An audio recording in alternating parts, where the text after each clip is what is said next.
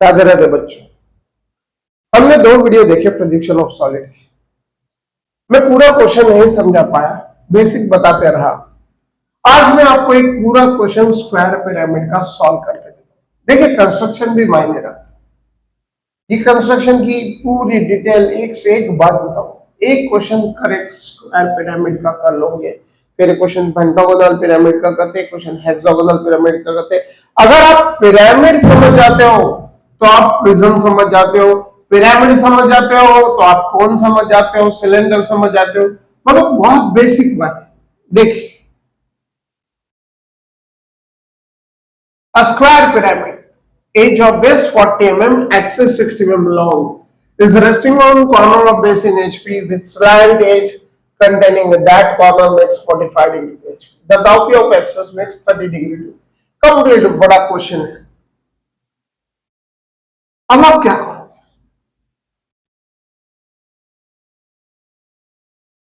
X Y line बनाई, थोड़ी सी ऊपर बनाते हैं, 5 डायग्राम बनाने।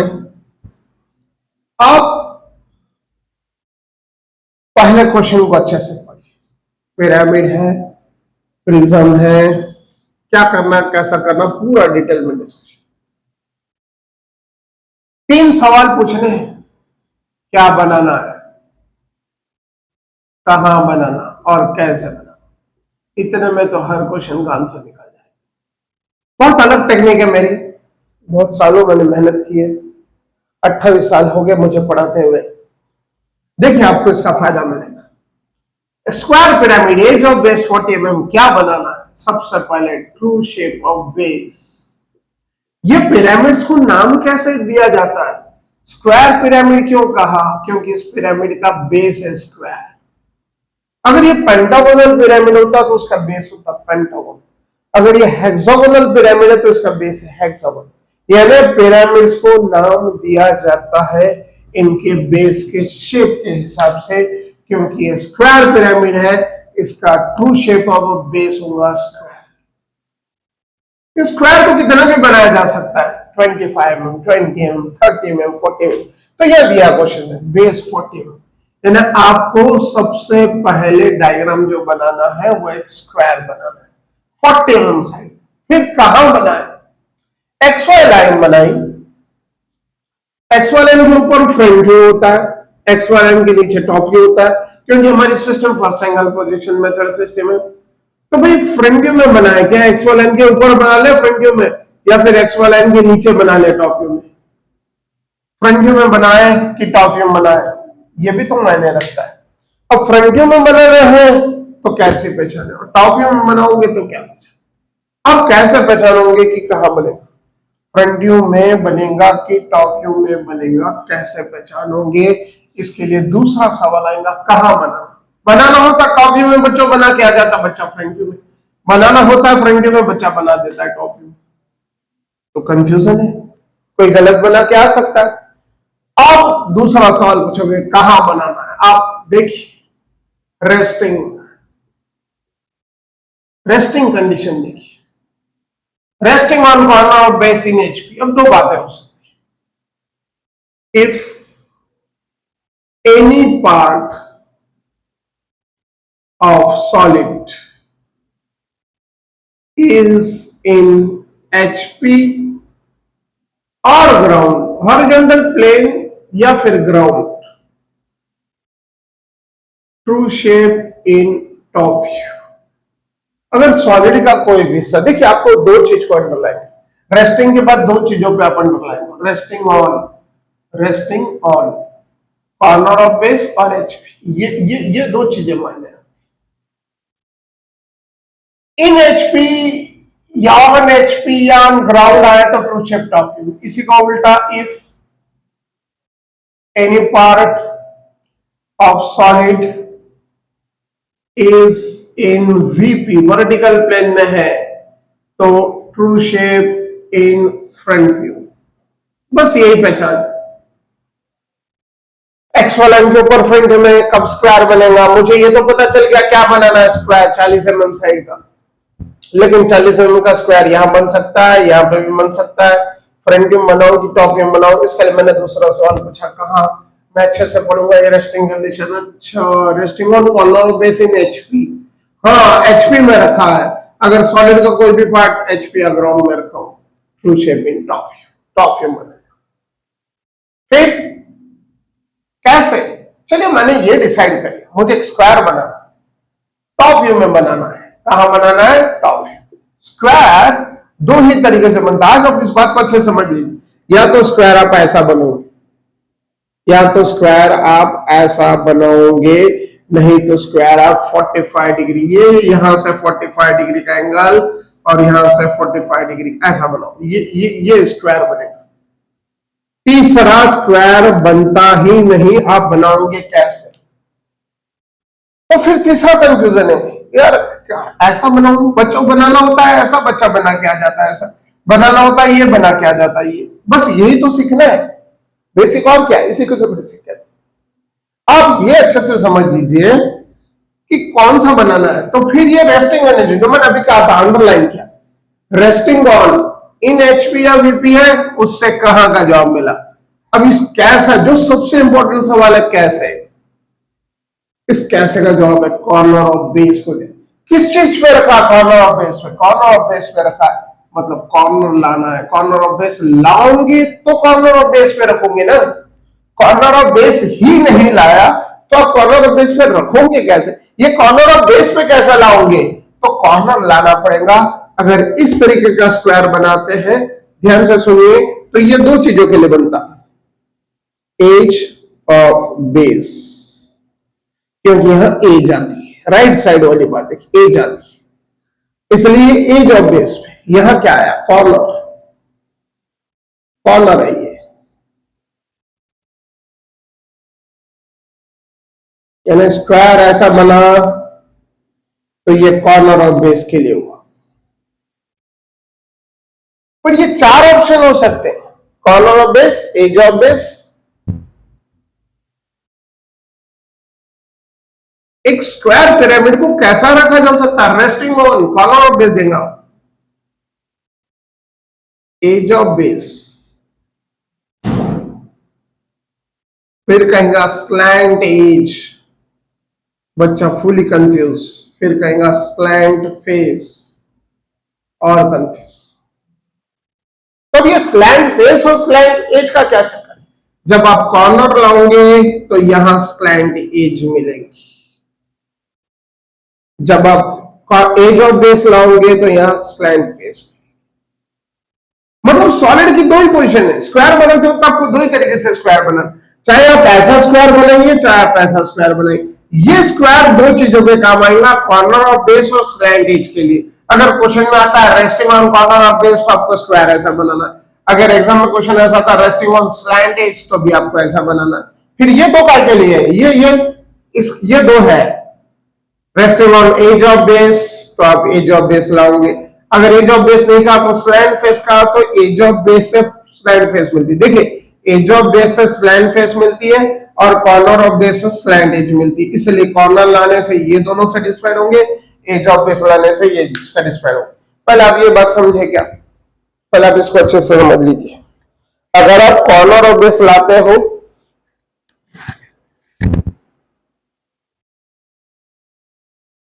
कॉर्नर ऑफ बेस लाते हो तो स्लैंट एज मिलेंगी, एज ऑफ बेस लाते हो तो स्लैंट फेस मिलेंगे। अब मैं इस क्वेश्चन को बताऊं, square pyramid edge of base axis is resting on corner of base in edge. जब मुझे कॉर्नर ऑफ बेस पे लाना है तो तीसरा सवाल कैसे, कैसे की जगह कॉर्नर, यानी मैंने ऐसा स्क्वायर बनाना, ये बनाऊंगा तो एज ऑफ बेस होगा, मेरा आंसर गलत हो जाएगा। चलिए पहला डायग्राम गलत, देखिए आपको 5 डायग्राम बनाने हैं, अगर आप ऑक्सिलरी मेथड से करते हैं आपको 5 स्टेप्स करनी, पहली गलत हो जाती है तो आप यूं समझ लो कि आपको आगे आने वाली सारे स्टेप्स ही गलत होंगे। इंग्लिश में कहावत है, well beginning is half done, अच्छी शुरुआत आधा काम करने के बराबर, तो शुरुआत सही होनी चाहिए। चलिए क्या करते हैं, स्क्वायर पिरामिड आप क्या करोगे, ध्यान दीजिए, एक हॉरिजॉन्टल लाइन बनाओगे, पॉइंट मार्क करोगे। स्क्वायर कॉर्नर पे लाने के लिए यहां से 45 डिग्री की लाइन, यहां से 45 डिग्री की लाइन, ये एंगल 45 डिग्री लेना, ये एंगल 45 लेना। साइड देखिए 40 दिए, 40 mm यहां लिया, 40 mm लिया, कंपास में 40 mm का एक आर्क कट किया, 40 mm का आर्क कट किया। इस कॉर्नर को इससे जोड़िए, इस कॉर्नर को इससे जोड़िए, तो ये क्या बना? ये बना स्क्वायर पिरामिड। ये क्या बना है? Square pyramid.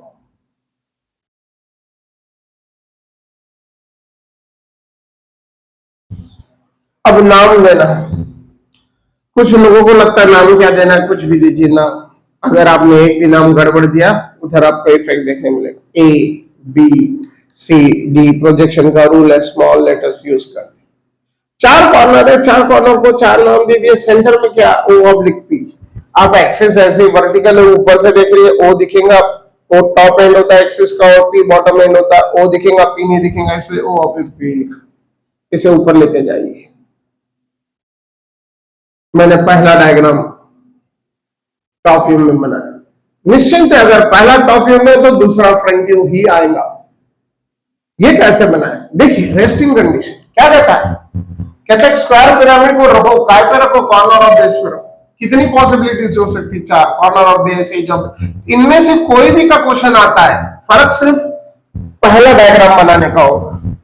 अगर कॉर्नर ऑफ बेस और स्लैंट एज आया तो हम इस तरीके का बनाएंगे, और एज ऑफ बेस और स्लैंट फेस आया तो हम स्क्वायर सीधा बनाएंगे।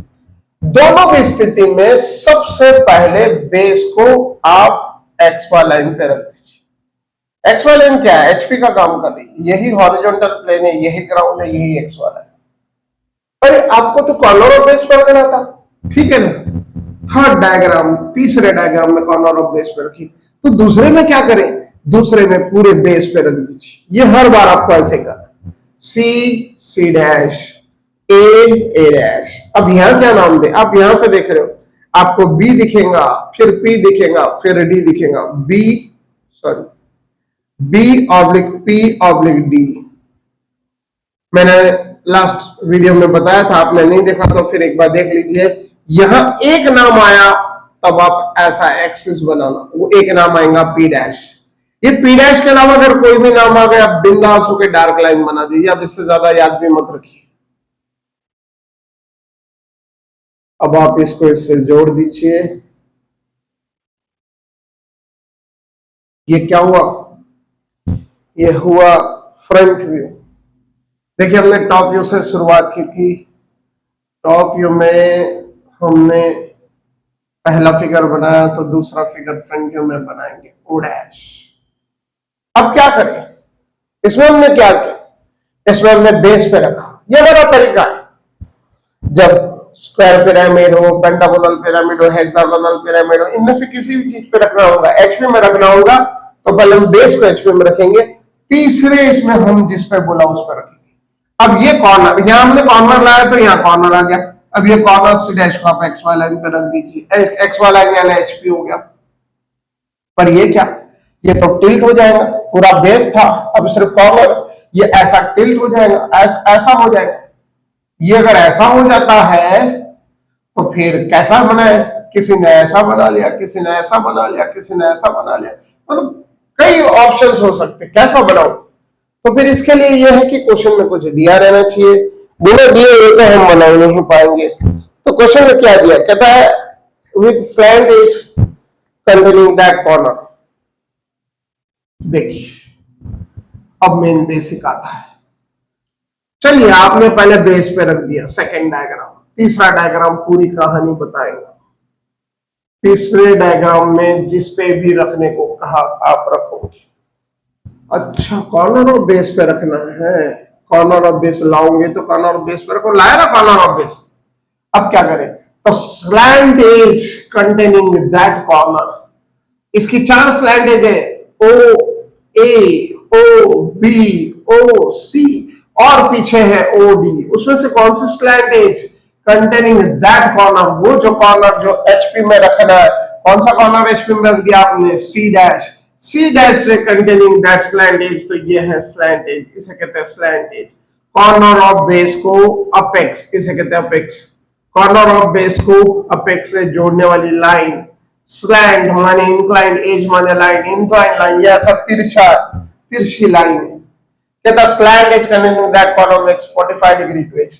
ये स्लैंट एज 45 डिग्री होनी चाहिए। लीजिए 45 डिग्री का एंगल ले लीजिए। बनाए कैसे? सी डैश से ओ डैश कंपास में डिस्टेंस लो, मार्क करो। अरे तो पूरा सॉलिड टिल्ट करना था, ठीक है करेंगे ना। पहले की लाइन तो बना ली, अब आप सी डैश से ए डैश का डिस्टेंस लोगे, सी डैश सेंटर लेके कार कट करो, फिर ओ डैश से ए डैश का डिस्टेंस लोगे, ओ डैश को लेके दूसरा कट करो। इस तरीके से यही सॉलिड, देखिए सेकंड जहां वहां थर्ड, पहले आप इसको समझ लो। अगर सेकंड फ्रंट व्यू में है तो थर्ड भी फ्रंट व्यू, फिर दोनों फर्क क्या है? कोई फर्क नहीं है, यही सेम डायग्राम यहां बना, सिर्फ पोजीशन का फर्क है। सेकंड में हम चाहे कैसे भी रखा हो, पहले बेस पे रख देते, थर्ड में हम जिस चीज पे बोला, अगला कहता है resting on corner of base, तो कॉर्नर ऑफ बेस पे रखा, ये डैश, बस यही होता है, यही सिस्टम चलता है। सॉलिड में ऐसे ही बनाना है आपको। कोशिश करता हूं मैं पूरे वीडियोस जो भी दूंगा ये सारी बातें क्लियर कर दूंगा।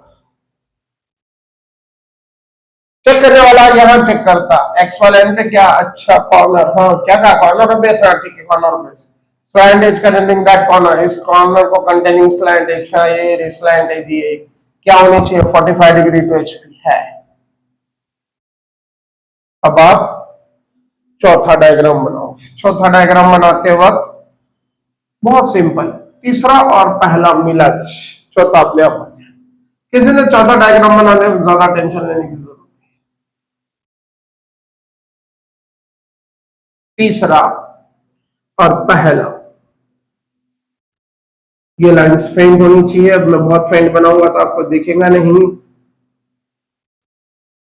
इस तरीके से इधर से थर्ड की लाइंस, इधर से फर्स्ट की लाइन आई, अपने आप आपको मिल जाएगा। क्या करेंगे, ओ की लाइन इधर से आई है, ओ देखिए नाम कैसे देना, तो या तो जो अच्छा लगे उसको जहां पे भी नाम दे दीजिए, जिसको जो अच्छा लग रहा है उसको नाम दे दीजिए। बच्चा क्या गलती करता है, यहाँ कोई पॉइंट नहीं होता उसको भी नाम देता, ऐसा थोड़ी होता बॉस। तो फिर किस चीज को नाम कैसे दे? ओ सिर्फ वो इधर ही देखोगे तो फिर यहाँ पर देखोगे, यहाँ दो कितने ऑप्शन है, तो आप इधर से ओ देखिए, इधर से ये ओ की लाइन, ये ओ की लाइन जहां मिलेंगी नाम आएगा O1। आपने कहा यहाँ तो ओपी दिया था, यहाँ O1, हाँ नया नाम आएगा क्योंकि ये रिड्यूस शेप। जैसे ये सी यहां से आया और सी यहां से आया, C1,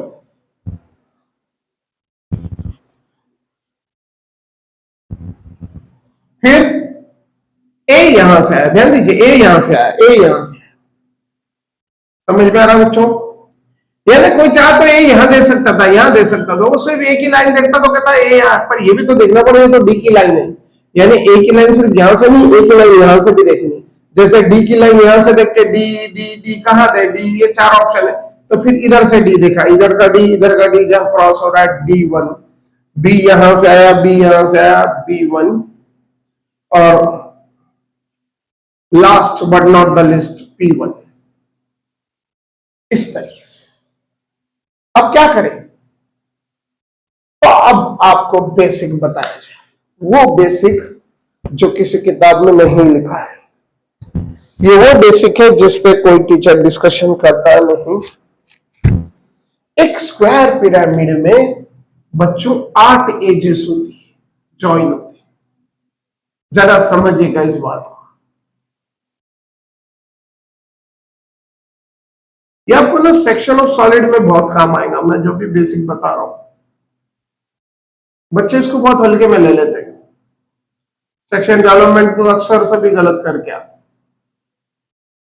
एक स्क्वायर पिरामिड क्या क्या क्या हुआ, ए कॉर्नर से चालू करते हैं, ए से बी एक एज, बी से सी दूसरी एज ऑफ बेस, सी से डी तीसरी edge of base, D A चौथी edge of base, 4 edge of base, O A 5वीं slant edge, O B 6, O C 7, O D 8।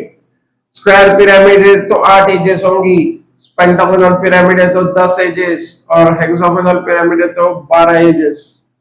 दुनिया की किसी किताब में ये बात लिखी नहीं है। अब आप कहोगे जब लिखी नहीं है तो आप क्यों बता रहे हो? देखिए इसका क्या रूप है, आप हर जगह चेक कीजिए 8 एजेस जुड़नी चाहिए। ये बुटन सर का स्टाइल, ये मैं ही बता सकता हूं।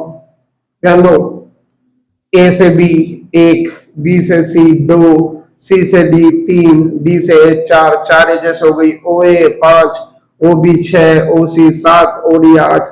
अब कुछ लोग इसको फ्रेंड ही रख देते।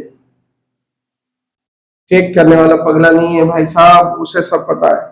कोई कोई जैसे बनाता लेकिन इतने पेड़ बनाता कि दिखती नहीं। अरे ये डार्क बनानी, ये जैसे ये ज्वाइन होंगी ओ ए, ओ बी, ओ सी, ओ डी 4, ये और 4 8 है। आप कहोगे सर गिनती क्यों करें, हर जगह गिनती करनी, एक लाइन छूट गई, एक मार्क कट जाएगा आपका। तो क्या सेकंड में जुड़ा है? चेक कर लो, ए से बी, बी से सी, सी से डी, डी से बेस पे रखा, इसे देख नहीं पा रहे हो। ओ से ए, ओ बी, ओ सी, इसके पीछे ओ डी, इसके पीछे चुप गई है, पर है 8 एजेस। सॉरी, यहां पे भी 8 है। जब यहां 8 हुई, यहां 8 हुई, यहां 8 हुई, तो यहां 8 क्यों नहीं जोड़ते हो? पता नहीं क्या हो जाता, कुछ अजीब सा करके आ जाते हैं। यहां आपको 8 ज्वाइन करनी, कैसे करें? जिसको जो अच्छा लगे जोड़ दो, जिसको जो अच्छा लगे जोड़ दो, नहीं तो फिर चुपचाप ध्यान से सुनो। रूल है boundary is always dark. Solid की बाउंड्री डार्क लाइन से ही जुड़ेगी। अब आप कहोगे ये क्या चीज है, डार्क का क्या है? देखिए इधर ए बी मैंने डार्क बनाई, एडी मैंने डार्क बनाई, बीसी मैंने डार्क क्यों नहीं बनाई, सीडी मैंने डार्क क्यों नहीं बनाई, ओडी मैंने, ओसी मैंने डार्क क्यों नहीं बनाई? क्योंकि ये है पर दिख नहीं रही है। सी पीछे है, मैं नहीं देख सकता, पर मुझे बताना है सी है। ए से बी जुड़ने का बी कहां गया? बी से सी जुड़ा, ए से डी जुड़ा तो डी से सी जुड़ा है, ये कॉर्नर दिखाना था तो मैंने डॉटेड लाइन का इस्तेमाल किया। आप कहोगे यार डार्क और डॉटेड में क्या फर्क हो? जो चीज दिख रही है वो डार्क लाइन से जोड़िए, है और दिखे डार्क लाइन, है और नहीं दिखे तो डॉटेड लाइन। ओसी भी एक स्लैंड है, जैसे ओ ए दिख रही है, ओ बी दिख रही है, ओसी दिख रही, ओडी दिख रही। ओसी आप कैसे देखोगे यार, देख ही नहीं सकते, वो तो पीछे, तो ओसी डॉटेड बना है। ठीक कुछ ऐसा यहाँ फोर्थ, ये फोर्थ फिगर से आपको तकलीफ होने वाली। थर्ड 3 डायग्राम में कोई कोई प्रॉब्लम नहीं, बिंदास होके बना। जब आप चौथा डायग्राम बनाते हो, जब आप चौथा डायग्राम बनाते हो तो फिर आपको ये सोचना होगा पहले क्या करें। चौथे डायग्राम बाउंड्री ऑलवेज डार्क। अब बाउंड्री बनाते हो बच्चा कुछ भी जोड़ देता। अरे भाई एक भाई साहब ने बंगला बनाया और बाउंड्री नहीं बनाई, पता चला स्विमिंग पूल बाहर ही रह गया घर के, बगीचा बाहर है और बकरी और गाय आके पूरा खा जा रही। बाउंड्री तो बनाऊंगी, फिर बाउंड्री बनाने के बाद कुछ छूटेगा क्या? हाँ बाउंड्री बना ली, स्विमिंग पूल बाहर रह गया। ऐसी बाउंड्री किस काम की भाई साहब? तो देखिए यहां बाउंड्री में क्या करेंगे, ओ से डी डार्क, डी से ए से बी। मुझे करना क्या था? मुझे 8 एजेस जोड़नी थी, यहां 8, यहां 8, यहां 8, पर यहां कितनी हुई नहीं पता, बाउंड्री जोड़ दी, उसके बाद देखते रहेंगे। 8 एजेस कौन सी है? A B, B C, C D, D. एकदम क्लियर लिखिए, आप इसकी आदत डालिए। कितना वक्त जाएगा आपका? 2 मिनट 5 मिनट जाने दीजिए। 5 मार्क जाने से 5 मिनट जाना कभी भी बेहतर है। 4 घंटे का पेपर मिलता है। A B, B C D, D A, चाहे आप पहले लिखिए ओ ए, ओ बी, ओ सी, ओ डी। जैसे ही मुझे पता चला ये स्क्वायर पिरामिड का है, मेरे को मालूम है 8 लाइंस जोड़नी है, मैंने 8 लाइन का नाम लिख दिया। मैं चेक करूंगा, ओ से बी जुड़ गई, काट दूंगा। ए बी मैंने जोड़ दी, फिर क्या?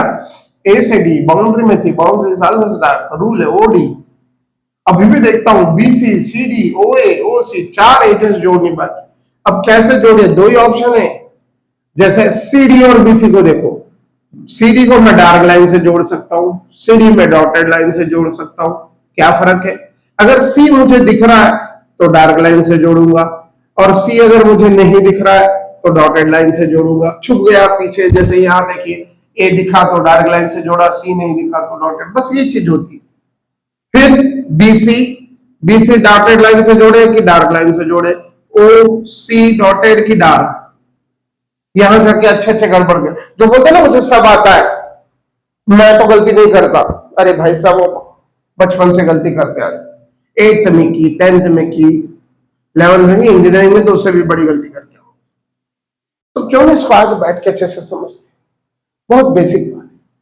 क्या सी आप देख सकते, पहले तो आप देखिए ये है क्या, ये बना top view, front view, front view, इस फ्रंट व्यू का ये टॉप व्यू है, इस फ्रंट व्यू का ये टॉप व्यू, मतलब ये कहां से आया, अगर मैं इसे ऊपर से देख रहा हूं, टॉप से देखूंगा तो मुझे ये चीज दिखेगी, अगर इसे मैं टॉप से देखूं, ऊपर से देखूं तो ये चीज दिखेगी। जब मैं इधर से देख रहा हूं तो क्या मैं सी कॉर्नर देख सकता हूं जिसपे रखा है, अगर कोई चीज है इस पे कोई चीज रखी है उसका कॉर्नर, तो वो तो दिखना ही नहीं है जिसपे रखा है, मतलब कैसे भी करोगे तो सी कॉर्नर को आप नहीं देख सकते क्योंकि ये आपसे बहुत दूर है। आपको ओ दिखेगा, ए दिखेगा, बी और डी साइड में निकले दिखेंगे, पर जिस पे रखा ये नहीं दिखेगा। तो फिर क्या करें, जो चीज दिखती वो डार्क लाइन से,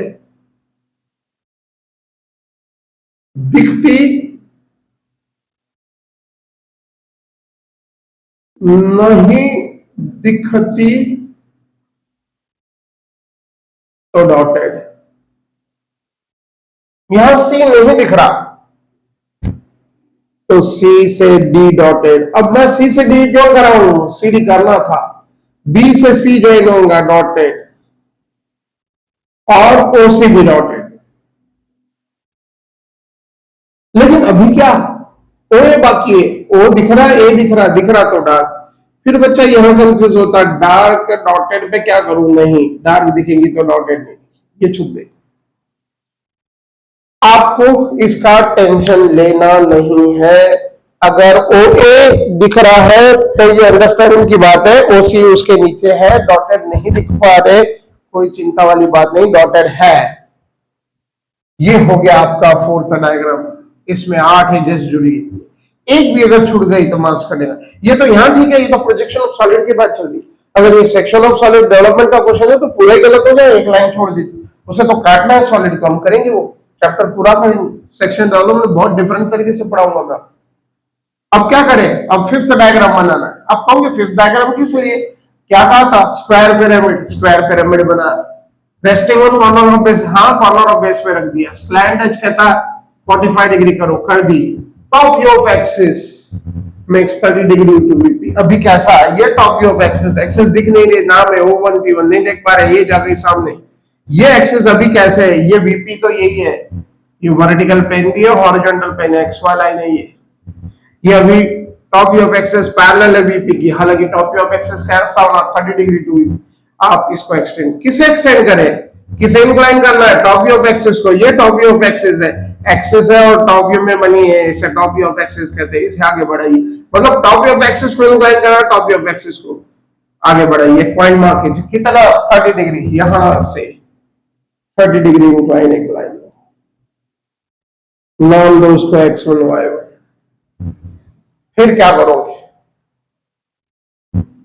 अब आपको यहां से लाइंस बनानी है, ये लाइंस बनाते वक्त ध्यान रखना ये 90 डिग्री का ही एंगल होना चाहिए, ये एंगल 90 डिग्री होना चाहिए, कितनी भी लाइन बनाइए आप, ये एंगल 90 डिग्री ही होना चाहिए। ये अक्सर ये बच्चे मैंने ये देखा है कि एंगल 90 डिग्री बच्चों का रहता नहीं, कुछ और ही बना के आ जाते, ऐसा नहीं। अब क्या करें, पहला डायग्राम, दूसरा डायग्राम, तीसरा डायग्राम, चौथा बना, अब पांचवा कहां से बनेगा, ये पांचवा बनेगा तीसरे से।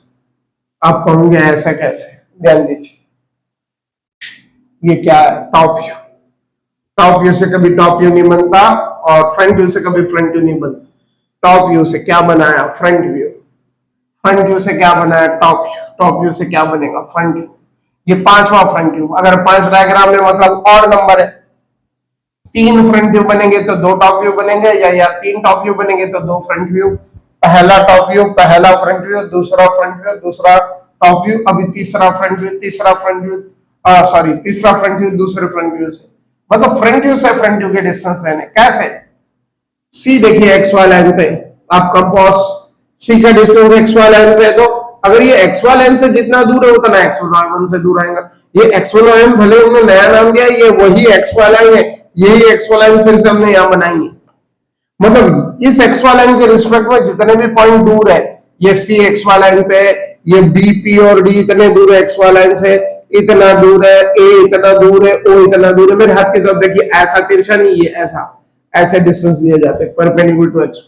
ये जितने दूर यहाँ उतने यहाँ लेने, कैसे, जैसे ओ आप कंपास में एक्स वाई लाइन से ओ का डिस्टेंस लोगे, यही एक्स वाई लाइन यहाँ आई, तो एक्स वन वाई वन से रखना, एक्स वाई से ओ तक का डिस्टेंस लिया, एक्स वन वाई वन से ओ का डिस्टेंस लेके कट करोगे, नाम दोगे ओ वन डैश, यहाँ डैश है इसलिए यहाँ डैश नहीं क्योंकि टॉप व्यू। अब आप फ्रंट व्यू बनाने जा रहे हो, फिर क्या, एक्स वाई लाइन से ए का डिस्टेंस जितना दूर है, ए की लाइन पे ए मार्क कीजिए। फिर बी पी और डी, एक्स वाई लाइन से बी और पी और डी इतने दूर है, यहां आ गया बी वन डैश, यहां आ गया पी वन डैश, यहां आ गया डी वन डैश। फिर सी एक्स वाई लाइन पे है तो सी एक्स वन वाई वन। इस तरीके से आपने पॉइंट्स मार्क। अब क्या करें, पांचवा डायग्राम। तो देखिए चौथे और पांचवें में पहला ये बाउंड्रीज ऑलवेज डार्क, बिंदास होके बाउंड्री छोड़ दीजिए।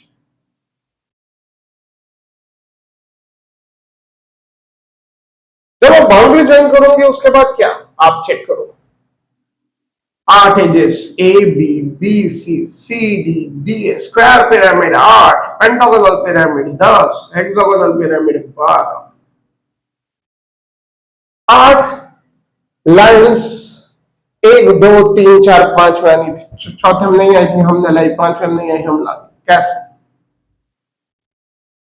चेक करते, ओ से हो गया, ओ से डी हो गया, सी डी जोड़ दिया, बी सी जोड़ दिया, ए बी जोड़ दिया। अभी ए डी ओ सी और ओ बी है, क्या करें, सीधा गणित है। आप यहां से देख रहे हो, पिछली बार क्या था, यहां से, यानी एक्स वाई लाइन ऑब्जेक्ट और ऑब्जर्वर एक्स वाई लाइन से दूर होता है, एक्स वन वाई वन ये है ऑब्जेक्ट, ये है ऑब्जर्वर। यहां से देखने पे ये चीज ऐसी दिखेगी, यहां X Y line object observer दिखा, ये दिखा ऑब्जर्वर, यहाँ X Y line object observer, यहां से देखे, तो जब यहां से देखे तो एडी तो दिखेगा, और एडी को तो जोड़ना है, तो एडी डार्क।